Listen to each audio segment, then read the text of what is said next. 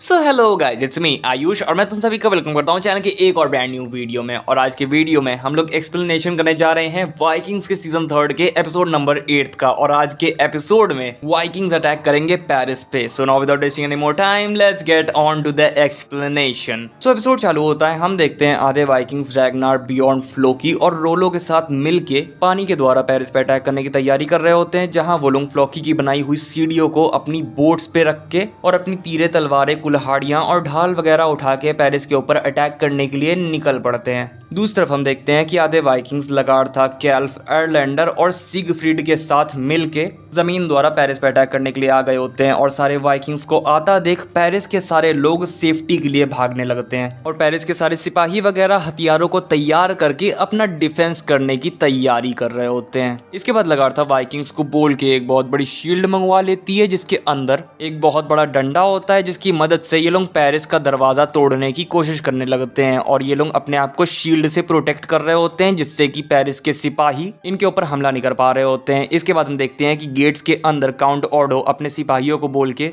Gate पे लकड़ियां लगा देते हैं, ताकि गेट और ज्यादा मजबूत हो जाए और वाइकिंग्स गेट को ना तोड़ पाए। मगर तब भी वाइकिंग्स गेट पर अटैक करना कंटिन्यू रखते हैं और फिर 2 भाले मंगवा के उसके द्वारा गेट पर अटैक करने लगते हैं। इसके बाद सीन शिफ्ट होकर दूसरी तरफ रैग्नार और उसके साथियों के ऊपर जाता है, जहां वो सब पानी के थ्रू पेरिस के ऊपर अटैक करने के लिए पहुंच गए होते हैं और फ्लोकी की बनाई हुई सीढ़ियों की मदद से पेरिस की दीवार पर चढ़ना स्टार्ट कर देते हैं। और पेरिस के सिपाही वाइकिंग्स पर अटैक कर रहे होते हैं, जिससे कि काफी सारे वाइकिंग्स मर जा रहे होते हैं। और फ्लोकी सबसे बोल रहा होता है कि तुम लोग किस चीज से डर रहे हो, गॉड्स हमारे साथ हैं, जीत हमारी ही होगी। इसके बाद सीन शिफ्ट होकर गिस्ला के ऊपर जाता है, जिसे कि एक प्रीस्ट एक स्पेशल टाइप ऑफ बैनर जिसका नाम ओरी फ्लेम होता है उसे दिखाता है और बताता है कि ये बैनर काफी पवित्र है, जिसके लिए वो सारे पादरी अपनी जान दे सकते हैं। और ये बैनर सेंट डेनियस का था और उन्हीं के ब्लड से इसको रंगा गया है। इसके बाद सीन शिफ्ट होकर काउंट ओर्डो के ऊपर जाता है, जिनके सिपाही उन्हें आके बताते हैं कि वाइकिंग्स दीवारों से अटैक कर रहे हैं, दीवारों के ऊपर चढ़ के अटैक कर रहे हैं। तो काउंट ओर्डो ऑब्वियसली इस चीज को देखने जाते हैं। वहां पहुंचने के बाद वो भी वाइकिंग्स को मारने लगते हैं एंड तभी वो देखते हैं कि गिस्ला वहां आके ओरी फ्लेम बैनर को लगा देती है एंड फिर अपने सोल्जर्स को मोटिवेट करती है फाइट करने के लिए, जिसके बाद पेरिस के सोल्जर्स और तगड़ी तरीके से फाइट करने लग जाते हैं। और हम देखते हैं कि काफी सारे वाइकिंग्स मारे जा रहे होते हैं। इसके बाद सीन शिफ्ट होकर दूसरी तरफ वाइकिंग्स की दूसरी वाली टोली के ऊपर जाता है, जहां उन लोगों ने सक्सेसफुली गेट के अंदर भाले डाल दिए होते हैं एंड फिर उन भालों में रस्सियां बांध के उन भालों को खींचने लगते हैं, ताकि पूरा गेट बाहर आ जाए, डिस्ट्रॉय हो जाए पूरा गेट। और पेरिस के सोल्जर्स वाइकिंग्स के ऊपर पत्थर फेंक रहे होते हैं, ताकि वाइकिंग्स की शील्ड टूट जाए। इसके बाद सीन शिफ्ट होकर रोलो और बियॉन्ड के ऊपर जाता है, जो कि सारे वाइकिंग्स को सीढ़ियों के जरिए दीवारों पर चढ़ा रहे होते हैं। मगर बहुत ही सारे वाइकिंग्स मारे जा रहे होते हैं, क्योंकि वो लोग नीचे से ऊपर जा रहे हैं, मगर पेरिस के सोल्जर्स ऊपर से ही तीरे चला रहे हैं, जिसकी वजह से वाइकिंग्स को डिसएडवांटेज हो रहा है। और इसके बाद पेरिस के सोल्जर्स वाइकिंग्स के ऊपर ऑयल डाल के उसमें आग लगा देते हैं, जिससे कि और वाइकिंग्स मरने लगते हैं। और फ्लोकी इन सारी चीजों को देख के डर के छुप जाता है। इसके बाद सीन शिफ्ट होकर दूसरी तरफ जाता है, जहां पेरिस के सोल्जर्स पत्थर मार मार के वाइकिंग्स की शील्ड को तोड़ने में कामयाब हो चुके होते हैं और पत्थर लगने की वजह से कुछ वाइकिंग्स भी मर जाते हैं। मगर वाइकिंग्स फिर भी भालों को खींचना जारी रखते हैं, जिससे कि दरवाजा टूट ही जाता है।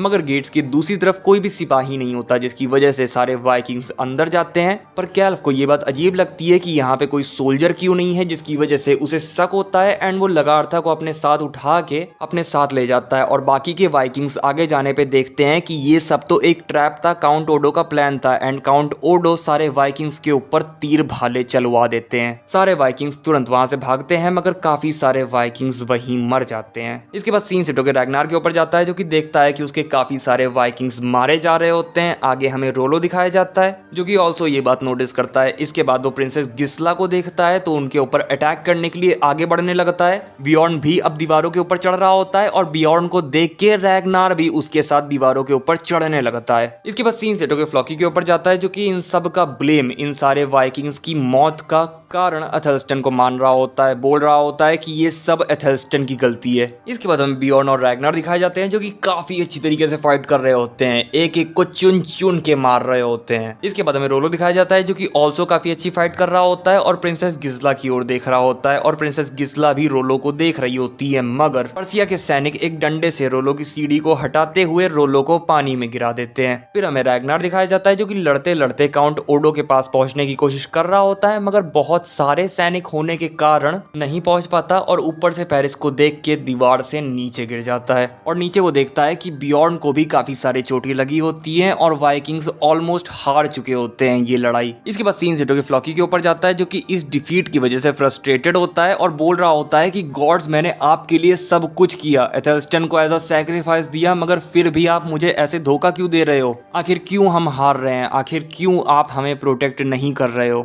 इसके बाद सीन सीटो के पेरिस के राजा के ऊपर जाता है जहां सभी लोग अपनी इस जीत के लिए पेरिस के राजा का शुक्रिया अदा करते हैं एंड फिर गॉड्स से प्रे करते हुए उन्हें थैंक यू बोलने लगते हैं। फिर सीन सीटो के कैटागेट की तरफ जाता है जहां थोरोन कैटागेट को छोड़ के जा रही होती है क्योंकि उसे ऐसा लग रहा होता है कि उसकी इस कंडीशन की वजह से कि अब वो इतनी बदसूरत हो गई है तो वो बियॉर्न के साथ रहना डिजर्व नहीं करती है और बियॉर्न और किसी खूबसूरत लड़की के साथ होना चाहिए, जिसकी वजह से वो कैटागेट छोड़ के चली जाती है और वो अपनी बेटी सीगी को भी कैटागेट में एशलॉक के पास छोड़ जाती है। इसके बाद सीन सीटो के वाइकिंग्स के ऊपर जाता है जो कि अपने सारे घायल साथियों की मरम पट्टी कर रहे होते हैं। फिर हमें बियॉर्न दिखाया जाता है जिसका ट्रीटमेंट टोरवी कर रही होती है। लगातार उससे पूछती है कि मेरा बेटा सही हो जाएगा कि नहीं एंड टोरवी जवाब देती है कि मुझे नहीं मालूम। फिर वहां पे रोलो आता है जो कि बोलता है कि मुझे बियॉर्न को कभी भी सीढ़ियां चढ़ने देना ही नहीं चाहिए था, जिसपे रैग्नार बोलता है कि यार तुम लोग इसे बच्चे की तरह ट्रीट मत करो, बियॉर्न अब एक आदमी बन चुका है, he is a man and let him be a man. इसके बाद सीन सीटो के फ्लॉकी के ऊपर जाता है जो कि हेल्गा से बोलता है कि ये सब मेरी गलती है, ये जितना भी डिजास्टर हुआ है ये सब मेरी गलती है, जिसपे हेल्गा बोलती है कि नहीं ये तुम्हारी गलती नहीं है, तुम सिर्फ अपने बारे में ही क्यों सोचते हो? फ्लॉकी बोलता है नहीं, मैं सिर्फ अपने बारे में नहीं सोचता हूँ, मैं सभी लोगों के बारे में सोचता हूँ। मगर हेल्गा कहती है कि नहीं, तुम सिर्फ अपने बारे में ही सोचते हो और इतना बोल के वहां से चली जाती है। फ्लॉकी हेल्गा को वापस बुलाने की कोशिश करता है मगर हेल्गा वापस नहीं आती एंड फिर फ्लॉकी रोने लगता है। इसके बाद सीन सीटो के लगार्था के ऊपर जाता है जिसके पास कैल्फ आके उससे बोलता है कि मैं तुम्हें पसंद करता हूँ, जिसका लगार्था जवाब देती है कि अगर मैं तुम्हारे ऑफर को एक्सेप्ट भी कर लेती हूँ तब भी मुझे कैसे विश्वास होगा कि तुम मुझे धोखा नहीं दोगे फिर से। जिसपे काल्फ बोलता है कि आज मैंने तुम्हारी जान बचाई, अगर मैं चाहता तो तुम्हें मरने के लिए भी छोड़ सकता था मगर मैंने ऐसा नहीं किया, क्या ये इनफ कारण नहीं है तुम्हारे लिए मेरे ऊपर ट्रस्ट करने का? जिसपे लगार्था बोलती है कि ठीक है, मैं तुम्हारे ऑफर को एक्सेप्ट कर लूंगी मगर मेरी भी एक कंडीशन है कि जब भी मुझे मौका मिलेगा मैं तुम्हें जान से मार के अपना किंगडम वापस ले लूंगी। और कैल्फ इस कंडीशन को हिचकिचाते हुए एक्सेप्ट कर लेता है। इसके बाद सीन शिफ्ट के बियॉन्ड के ऊपर जाता है जो कि होश में आ जाता है और अपनी डिफीट को लेके उदास होता है, जिसपे रैग्नार उसे समझाता है कि तुम जिंदा हो और यही मायने रखता है। लड़ाई तो किसी और दिन भी जीती जा सकती है। और इसके बाद रैग्नार बियॉन्ड को प्रेज भी करता है, तारीफ भी करता है उसकी कि आज बियॉन्ड ने सारे वाइकिंग्स को दीवार पर चढ़ा के एक लीडर वाला काम किया है। और बियॉन्ड बोलता है कि नहीं, मैंने सिर्फ वही किया जो कि मेरी इंस्टिंक्ट ने मुझसे करवाया। और रैग्नार बोलता है कि हाँ सही बात है, यही तो स्टार्ट है। इसके बाद बियॉन्ड रैग्नार से पूछता है कि अब हम आगे क्या करने वाले हैं। और रैग्नार कहता है कि इसका जवाब देने से पहले मुझे अपने एक ओल्ड फ्रेंड से बात करनी होगी। इसके बाद रैग्नार बाहर जाके एथेल्स्टन से बात करने लगता है, उसकी आत्मा से बात करने लगता है और बोलता है कि मैं उम्मीद करता हूँ एथेल्स्टन कि तुम मुझे सुन पा रहे हो। पेरिस बिल्कुल वैसा ही है जैसा तुमने मुझे बताया था और मैं वादा करता हूँ कि मैं पेरिस को कॉन्कर करके ही रहूंगा। और इसी के साथ ये एपिसोड यहीं पर खत्म हो जाता है। सो गाइस बस यही था वीडियो। अगर वीडियो अच्छा लगा हो तो लाइक कर देना, चैनल पे नए आए हो तो सब्सक्राइब करके बेल आइकन दबा देना। मैं मिलूंगा तुम लोगों से नेक्स्ट वीडियो में, तब तक के लिए बाय बाय टाटा।